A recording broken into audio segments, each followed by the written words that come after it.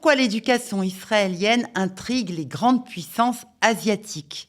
À Paris, un congrès international consacré à l'éducation a récemment mis en lumière un modèle israélien singulier, façonné par l'adversité, la culture familiale et l'innovation. Des données portant sur le développement cognitif et émotionnel des enfants israéliens ont suscité un vif intérêt parmi certaines délégations étrangères, notamment venues du Japon et de Chine. Elles mettent en évidence des facteurs rarement réunis dans un même pays qui semblent favoriser des niveaux élevés d'intelligence émotionnelle, de créativité et de capacité d'adaptation. Le modèle éducatif israélien reposerait sur une combinaison atypique, une implication parentale très forte, souvent décrite comme une chaleur familiale constante, un apprentissage précoce qui encourage l'expression personnelle, le questionnement et l'initiative. À cela s'ajoute une culture de la remise en cause, la fameuse chutzpah qui renvoie à une audace assumée, une liberté de parole et une capacité à contester l'autorité ou les normes établies. Une approche qui contraste avec des systèmes éducatifs plus normés, où la discipline et la conformité occupent une place centrale. Et tout cela m'a porté vers Janusz Korczak, de son vrai nom Henryk Goldschmidt, médecin et éducateur juif polonais, né en 1878.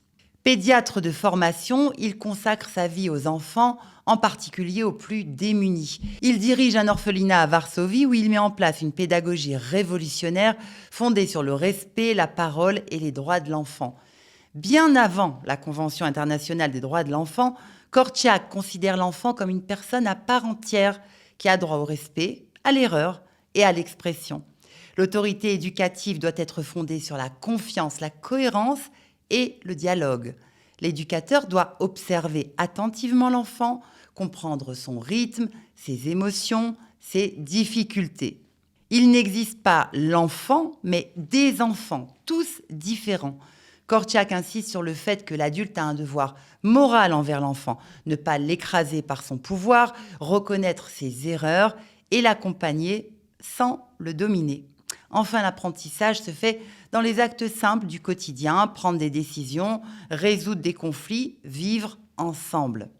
Autant de recommandations qui semblent avoir été totalement intégrées dans le système éducatif israélien, de plus en plus ausculté par les nations. En 1942, lorsque les nazis décident de déporter les enfants juifs de son orphelinat vers le camp d'extermination de Treblinka, Korczak refuse de les abandonner. Il les accompagne jusqu'au bout et meurt avec eux. Figure majeure de l'éducation et symbole universel de dignité et de responsabilité envers les enfants, Janusz Korczak serait probablement heureux de voir ces petits Israéliens pleins de chutzpah et de génie construire leur pays.